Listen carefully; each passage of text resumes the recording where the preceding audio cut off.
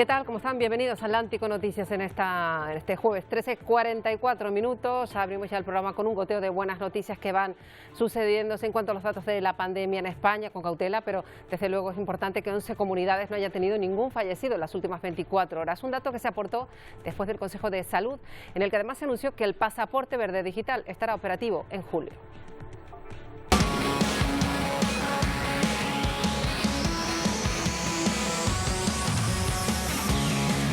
Un documento que va a permitir la movilidad en toda Europa, que puede reactivar buena parte del verano los viajes de turismo seguros. Y además se habló de las segundas dosis para los vacunados con AstraZeneca en España, aunque el gobierno da como alternativa, ya saben, la segunda de Pfizer. Muchos están optando por repetir con AstraZeneca.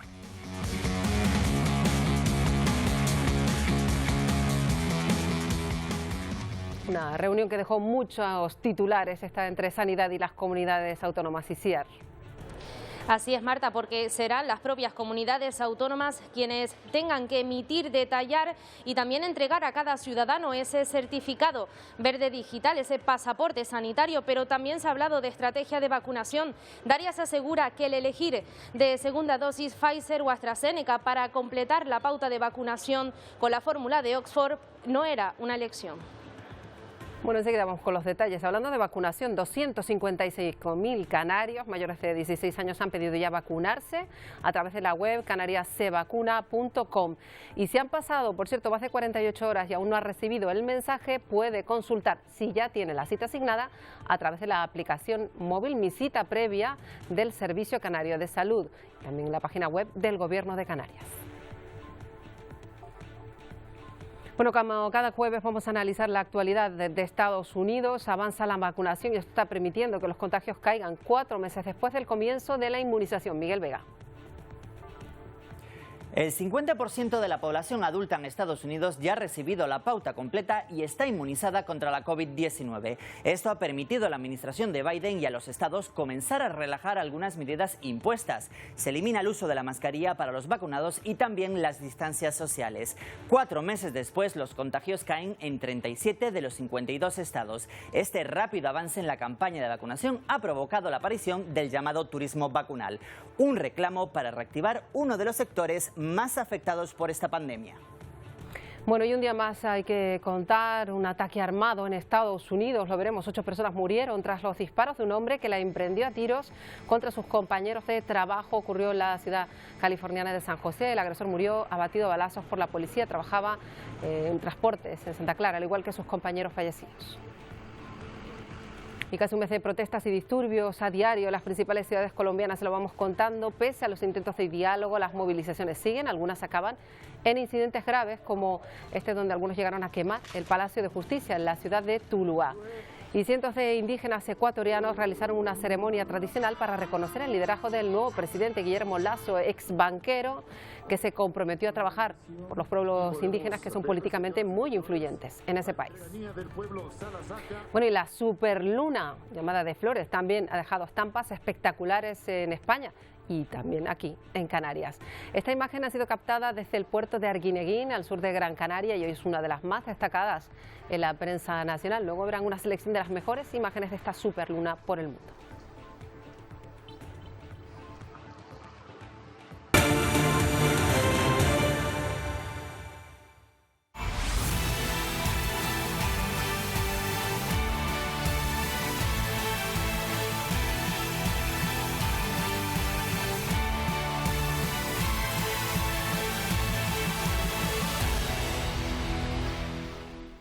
Bueno, vamos a empezar con ese pasaporte sanitario que va a estar operativo a partir del 1 de julio. Lo anunciaba ayer Sanidad tras el Consejo Interterritorial de Salud y el documento va a facilitar los viajes en Europa.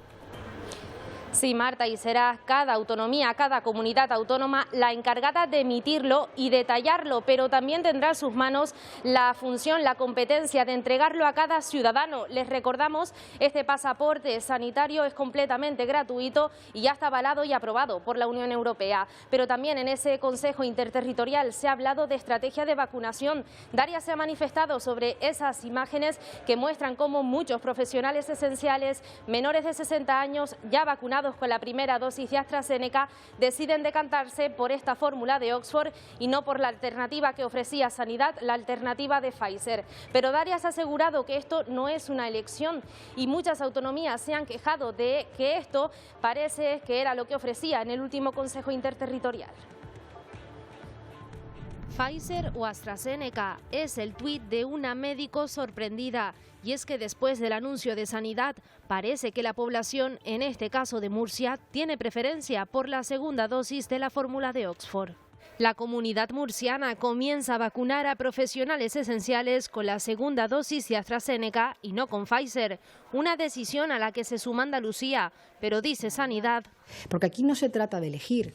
Hay que dejarlo bien claro. En la estrategia no se permite la elección. Que no se puede elegir, aunque asegura. Tenemos que ver también de qué cantidad de personas van a escoger esa segunda dosis. Incluso en el último Consejo Interterritorial se anunciaba la posibilidad de que aquellas personas que por razones que estiman oportunos no decidieran ponerse Pfizer, pudiera ponerse AstraZeneca con consentimiento informado. Una incoherencia, dice Andalucía, donde, por ejemplo, se defiende repetir fórmula al considerar que es una opción recomendada por las sociedades científicas.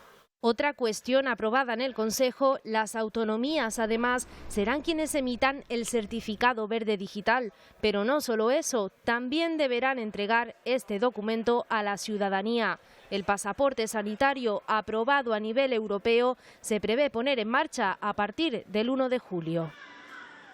Bueno, y más de 255.000 canarios mayores de 16 años han pedido ya su cita para vacunarse. Han pedido hacerlo a través de la web canariasevacuna.com. Y ojo, porque si han pasado más de 48 horas y aún no ha recibido el mensaje, puede consultar, si ya tiene cita asignada, a través de la aplicación móvil Mi Cita Previa del Servicio Canario de Salud o en la página web del Gobierno de Canarias.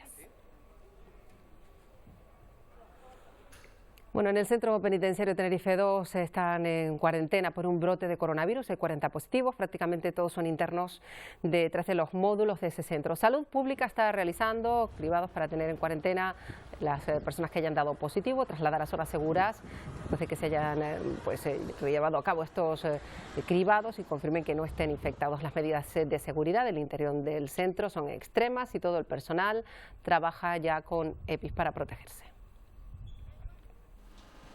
En Tenerife y en Lanzarote ayer se registró un dato llamativo, el peor desde hace 3 meses, de contagios. En una sola jornada notificados 45 nuevos casos y las autoridades sospechan que tras este aumento podría haber 6 brotes diferentes. Se está rastreando ahora su alcance real. Un nuevo repunte que se reparte por toda la isla y que ha devuelto la incidencia acumulada a 7 días a riesgo alto. La mayor incidencia es en el municipio de Arrecife.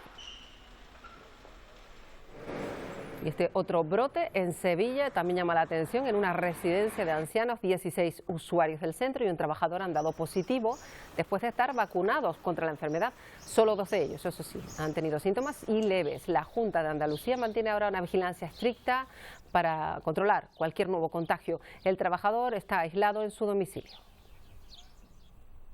Observamos durante a media mañana que había una señora que tenía tos y tenía un cuadro así de malestar, ¿no?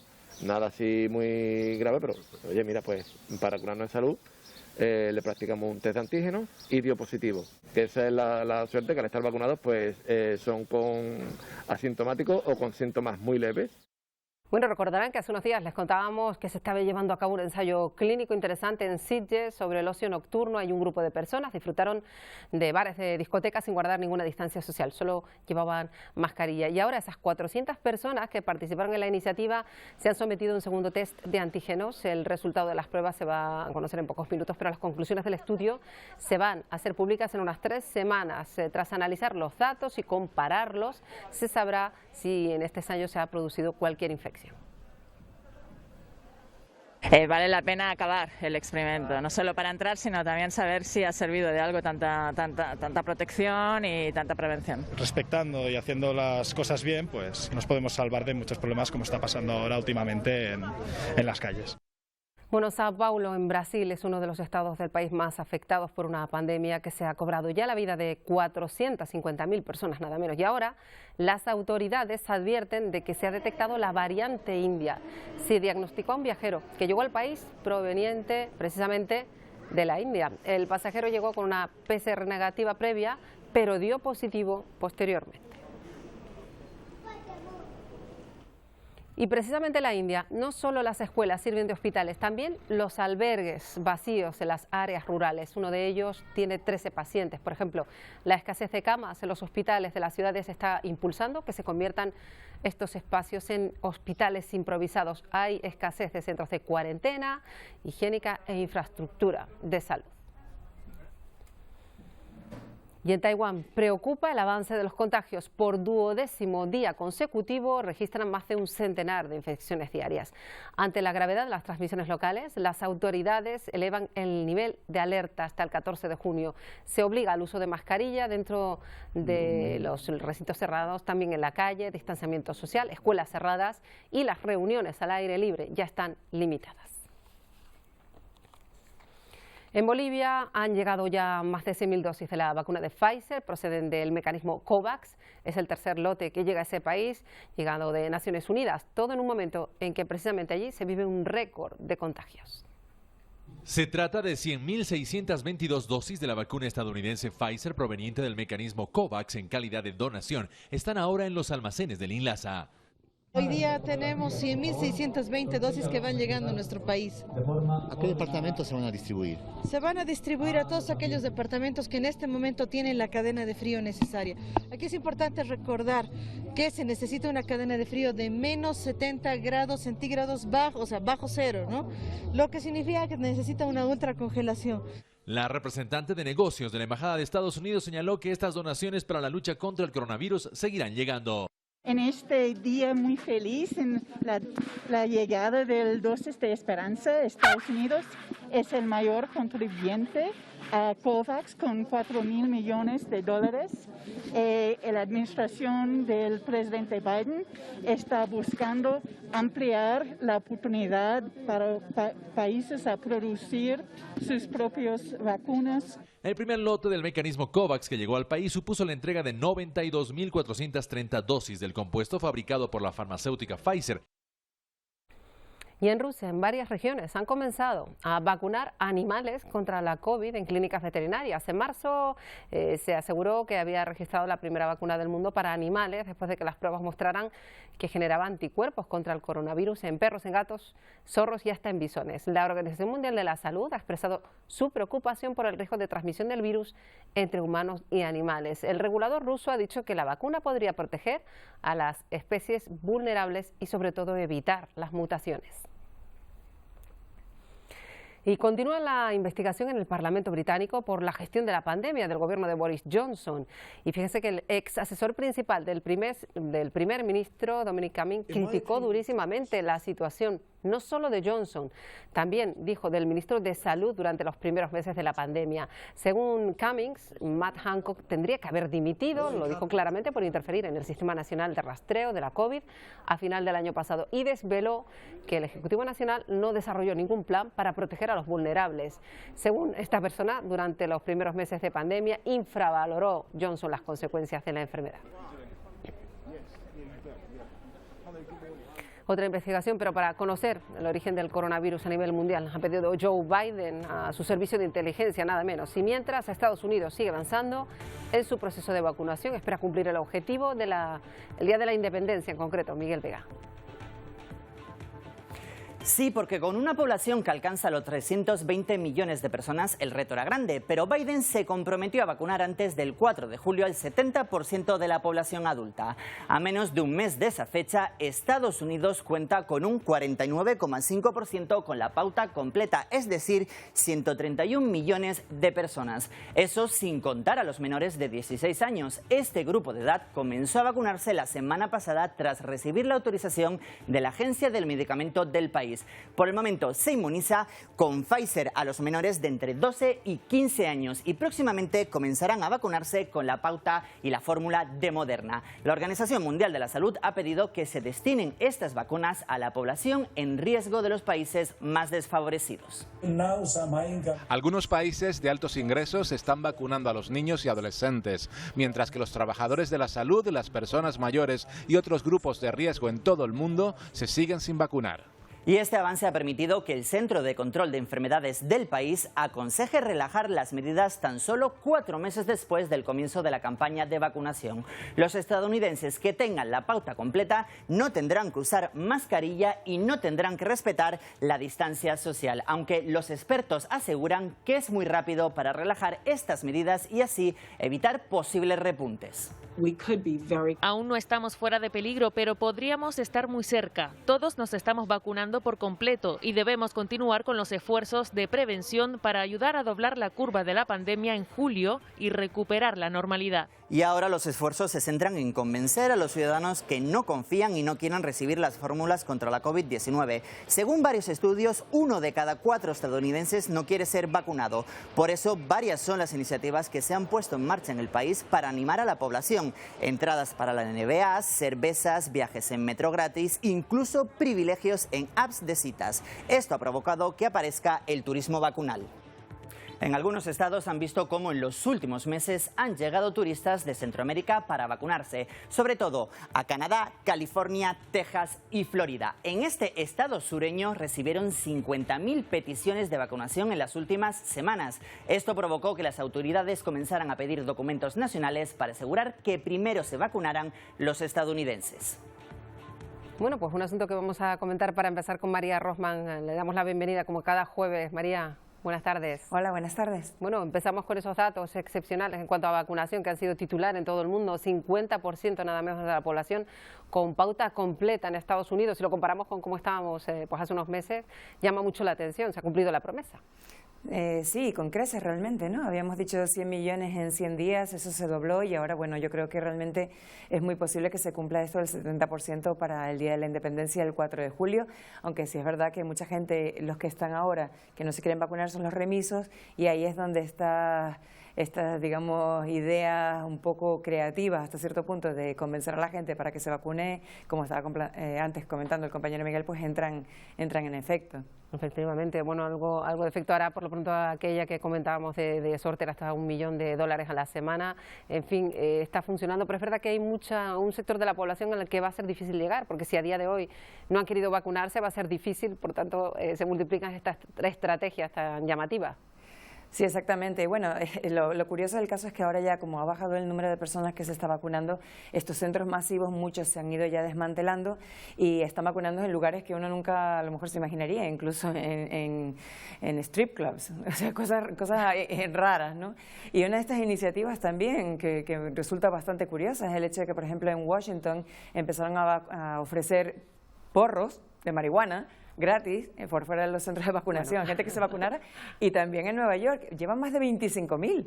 Bueno. Parece una locura realmente porque lo es, pero hasta ese punto están intentando convencer a la gente con las medidas que sea para que se vacunen. Increíble. Yo sabía lo de las hamburguesas y a lo otro pues no habíamos llegado, no lo habíamos contado, así que ya nos lo apuntamos, María. Por cierto, que ahora se ha generado en torno a la pandemia una incertidumbre porque ya hubo una investigación de la OMS, pero ahora el gobierno norteamericano encarga una investigación para saber qué es lo que ha ocurrido exactamente, si el virus fue de laboratorio o no. De nuevo se vuelve a abrir esa interrogante que no había quedado descartada tajantemente.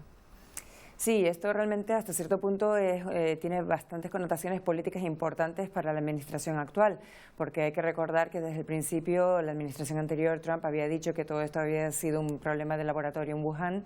Mike Pompeo, que era el secretario de Exterior, había empezado esta investigación que cerró la nueva administración y que ahora, como se le está exigiendo transparencia, ha vuelto a reabrir Biden. Es muy difícil llegar a un resultado, Marta, porque por mucho que sea inteligencia quien está investigando esto, claro, tendría que tener acceso a estos laboratorios en China, ¿no?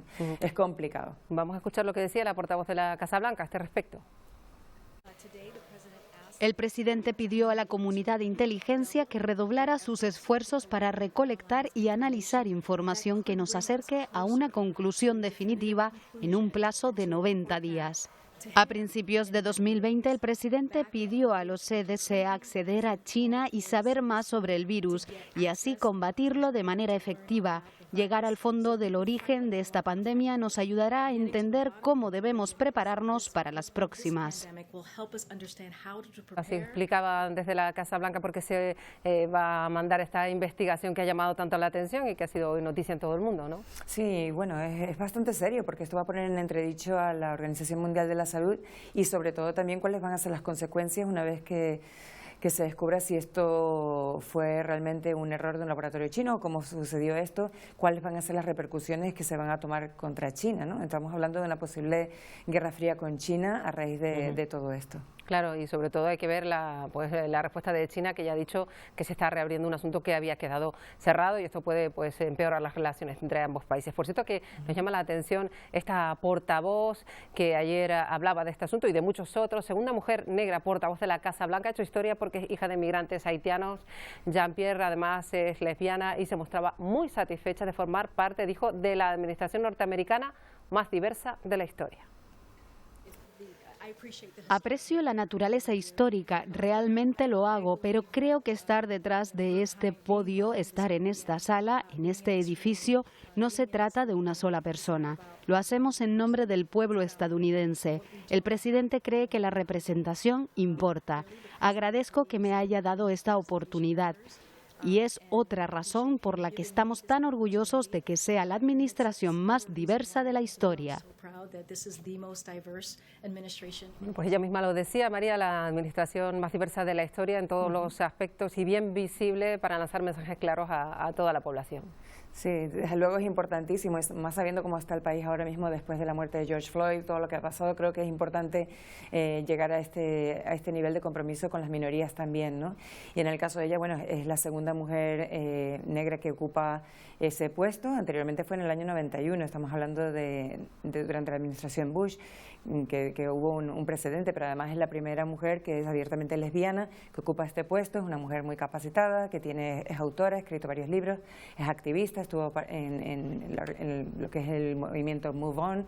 O sea, es una mujer que es conocida en Estados Unidos y que, bueno, se ha ganado ese puesto con su trabajo y con sus méritos. Bueno, pues la veremos y la escucharemos en esa Casa Blanca que tanto ha cambiado. Por cierto, mucho trabajo para Joe Biden esta semana, porque además ha querido hacer un gesto con la familia de George Floyd justo cuando se cumplía el aniversario de su muerte, y los ha recibido en la Casa Blanca prácticamente a la familia en peso para pues tener ese gesto, no solo él, sino la vicepresidenta o la presidenta de la Cámara de Representantes, ¿no? Sí, exactamente. Creo que sigue siendo también un paso en la dirección correcta, el tratar de corregir errores. Por supuesto que la reforma policial sigue siendo un tema importantísimo y que todavía desde luego no se ha concretado, pero por lo menos va en el camino adecuado y lo volvió a pedir la familia, que también, dicho sea de paso, ellos han utilizado $500.000 de los 27 millones que recibieron cuando llegaron a un acuerdo con la Fiscalía, para luchar un poco contra este tipo de discriminación que se da en manos de la policía con respecto a los afroamericanos.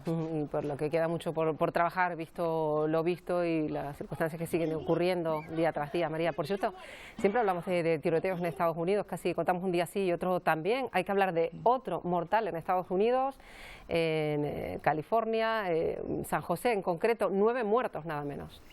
Sí, exactamente. Silicon Valley, una desgracia, ocurre muchísimo. Aquí en España nos enteramos de quizás las más llamativas, pero pasa con frecuencia, ¿no? Lo más increíble también es que, por su parte, Texas lo que está haciendo es todo lo contrario, está facilitando la venta de armas y ahora mismo están promulgando una nueva ley para que no haga falta ningún tipo de licencia, ni de permiso, ni siquiera de entrenamiento para poder comprar un arma, cuando estamos viendo en otros lugares del país que la gente sigue muriendo a manos de personas que tienen un arma de fuego y quién sabe por qué motivos, porque en este caso todavía no se sabe exactamente cuál fue la razón para que matara a sus compañeros de trabajo y otras personas y luego se suicidara, porque al fin y al cabo fue un suicidio. Efectivamente, bueno, pues otro tiroteo y que de nuevo se reabre ese debate que parece que nunca se llegará a buen fin de si hay que controlar las armas o no, o sobre todo si se puede.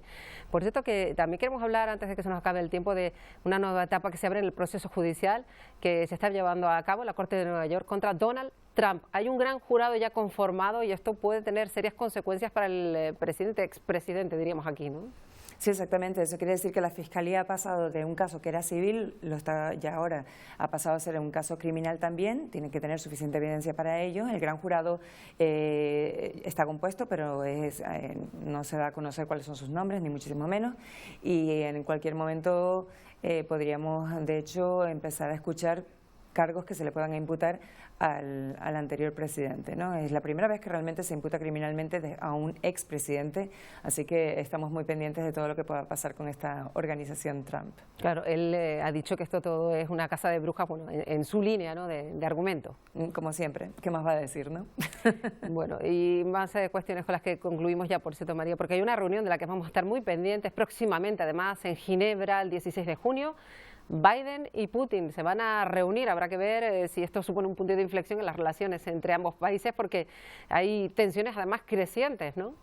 Sí, por supuesto que sí, ya sabemos que Biden no es Trump y la relación con Rusia es muy diferente bajo esta nueva administración. Esa reunión que va a ocurrir en Suiza no quiere decir, no muestra ningún tipo de debilidad por parte de la administración actual, sino al contrario, es la forma de poner sobre la mesa algunas cartas y ver cuál es, a partir de ahí, cuál va a ser realmente la relación o cómo se va a desarrollar la relación en el futuro entre Estados Unidos y Rusia.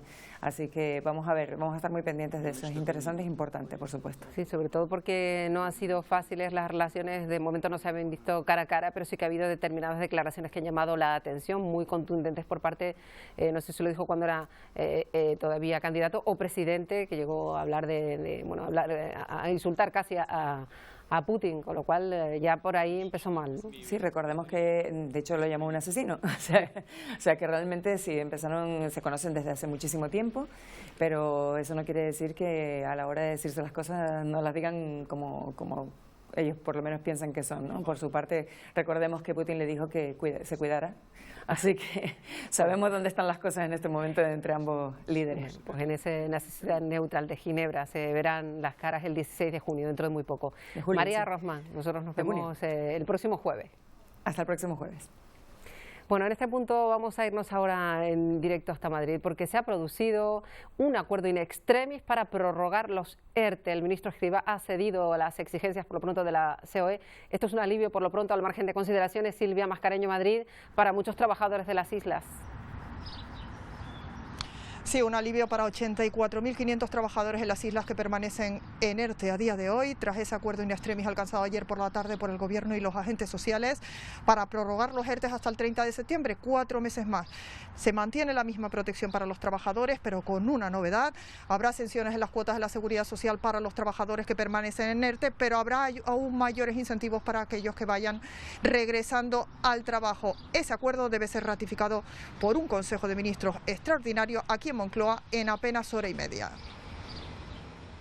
Parte de protección de los trabajadores, en este momento hay unos 570.000 y lo que es, digamos, exoneraciones a cuotas a empresas que todavía tienen régimen, en este momento tenemos unos 400.000. Según vaya avanzando el cuatrimestre, lo lógico es que ya van saliendo más trabajadores del ERTE a medida que la recuperación se vaya consolidando, sobre todo en los sectores turísticos, y esta cifra tendría que ir bajando.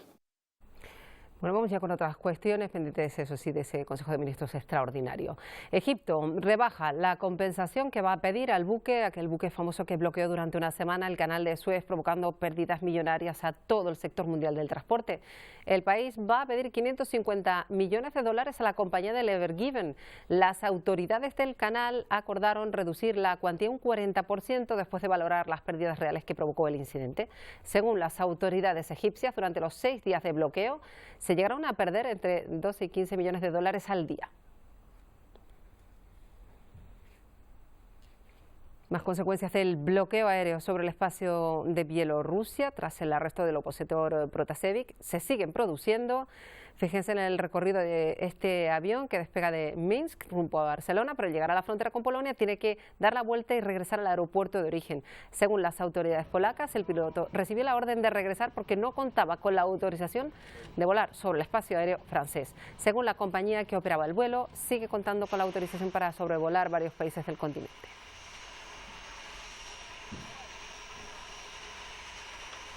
Bueno, en las últimas semanas las manifestaciones en Colombia se han caracterizado por la violencia de la policía, la población civil, enfrentamientos duros, ha aumentado esto la tensión en la calle, siguen pidiendo la dimisión del presidente Iván Duque. En esta última manifestación en Tuluá los actos violentos llegaron a quemar el Palacio de Justicia de la ciudad y mientras hay otras marchas en otros puntos más tranquilas.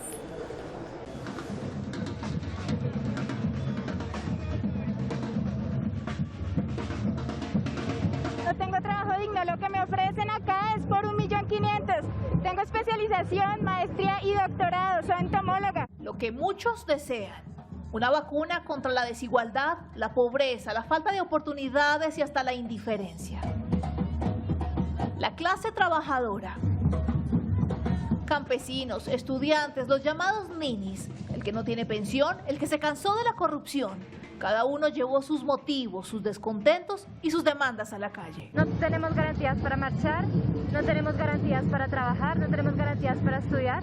Entonces es una multitud de inconformidades que nos unen a todos los colombianos. Una vez cayó la tarde y aunque en su mayoría las movilizaciones fueron pacíficas, algunos comercios fueron blanco de ataques. Algo similar ocurrió a las afueras de algunos medios de comunicación. El punto más crítico durante toda la jornada fue la localidad de Usme. Han tirado de todos lados gases. Donde decenas de buses fueron pinchados, las vías bloqueadas, manifestantes y ESMAD enfrentados por varias horas.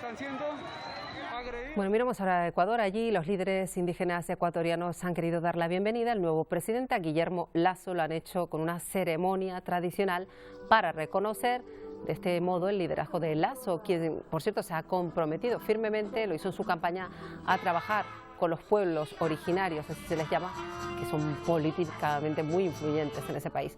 Haciendo frente a temperaturas bastante frías, los líderes quichua trasladaron energía positiva de la tierra, del agua al presidente, quien asumió el cargo, por cierto, el lunes, por un periodo de 4 años. Bueno, ahí podemos el futuro y el reto de un país donde conviven varias culturas es aprender a vivir en la diversidad, es reconociéndonos diferentes. La entrega de bastón del mando en esta chacana significa en el mundo indígena transferir el poder de los pueblos. De Ecuador miramos a Perú. Ahí ven a los chamanes tratando de adivinar el ganador de la segunda vuelta de las elecciones, unos comicios que según las encuestas van a estar muy polarizados y que dejará resultados muy ajustados. Con incienso, con estos instrumentos tratan de predecir al ganador, que está entre el líder socialista Pedro Castillo y la conservadora Keiko Fujimori. Según estos chamanes, el próximo presidente del país va a ser un hombre. Veremos si están en lo cierto. Bueno, una operación empresarial se lleva hoy muchísimos titulares. Amazon ha comprado el mítico estudio Metro-Goldwyn-Mayer y lo ha hecho por 8.450 millones de dólares. Es, según muchos expertos, otro paso más en su plan para convertirse en el nuevo Netflix y ser la plataforma preferida. Amazon da este paso para hacerse con contenido audiovisual que le permita competir con Netflix, HBO o Disney. Es lo que acaba de hacer, moviendo esa pieza a lo grande.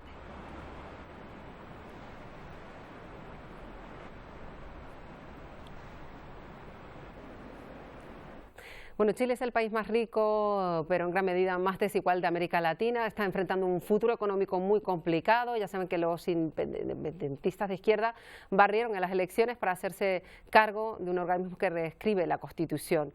En los 9 meses, el órgano de redacción va a tener que equilibrar el clamor popular por un cambio social profundo. Y todo empezó con una manifestación, la más multitudinaria de la historia de ese país, hace ya año y medio. No hay celebración deportiva que se le compare y difícilmente los nacidos hace menos de 30 años hayan visto algo así, y es que según los más longevos, solo el triunfo del no puede competir con esta imagen, el monumento a Baquedano rodeado de personas con una larga, muy larga lista de exigencias. Temprano, a las 13:30, el balance arrojaba 250.000 personas. 4 horas después ya eran el doble. A las 6:15 de la tarde, la Intendencia confirmó que eran 820.000 los manifestantes. La marcha más grande de Chile le hizo honor a su nombre. Sus números son contundentes. Más de 1 millón de personas en el centro de la capital. Banderas deportivas, pancartas alusivas a las demandas del movimiento social, variadas formas de expresión que incluyeron también la música. El frontis de la Biblioteca Nacional se convirtió en escenario para las 1000 guitarras por la paz.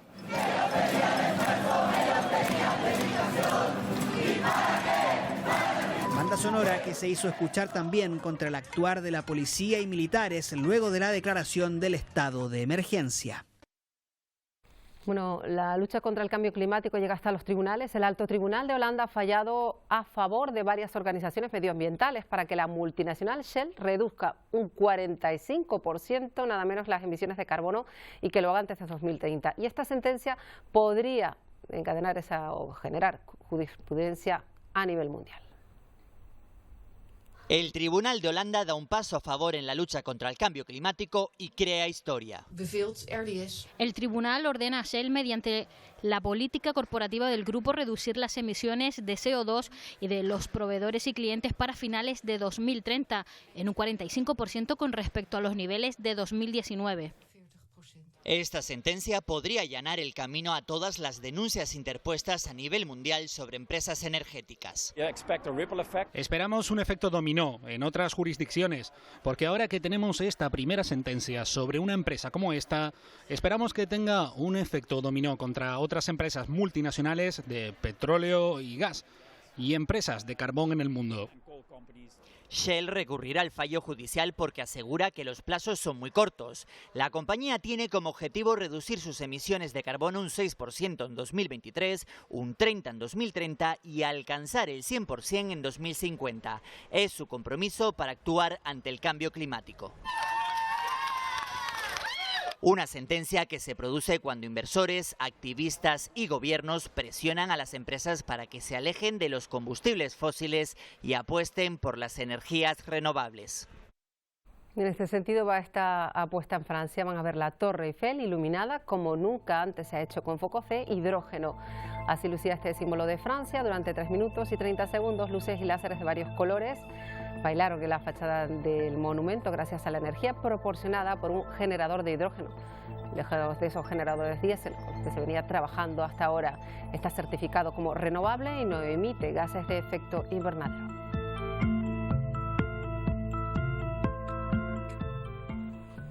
Contamos ahora la historia de un padre y un hijo unidos por el graffiti. Néstor Ontaño, de 17 años, ha decorado más de 40 paredes a lo largo del País Vasco, Navarra y La Rioja con murales realizados junto a su padre, que lo acompaña desde que descubrió una firma ilegal de su hijo en una furgoneta.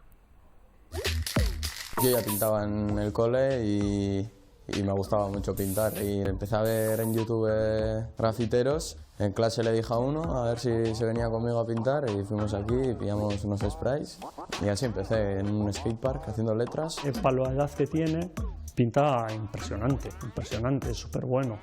Pinta mejor que yo. Pinta bastante mejor que yo. Más de 40 murales hemos hecho. En una habitación, una pequeña pared, a un particular, hasta murales de más de 100 metros cuadrados. Obviamente es un reflejo de las dos generaciones que somos.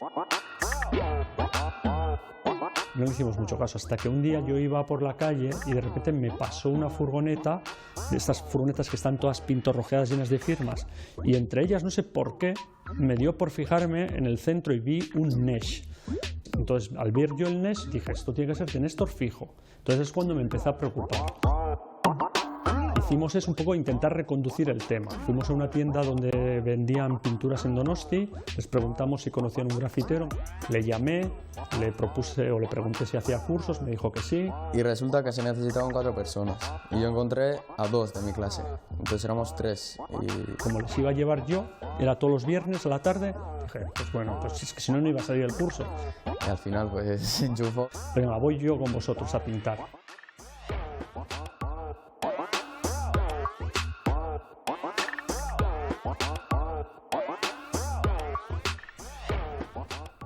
Pues ahí ven, padre e hijo pintando graffiti juntos. Muchos afortunados han podido disfrutar de la luna visible algo más grande de lo normal. Este fenómeno de superluna ha dejado imágenes espectaculares en los 2 hemisferios también. Estampas en nuestro país, incluso aquí, en Canarias.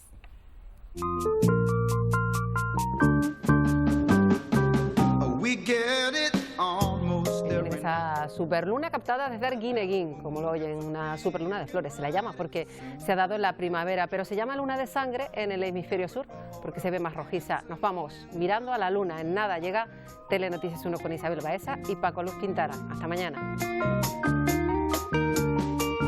Everybody here is out of sight.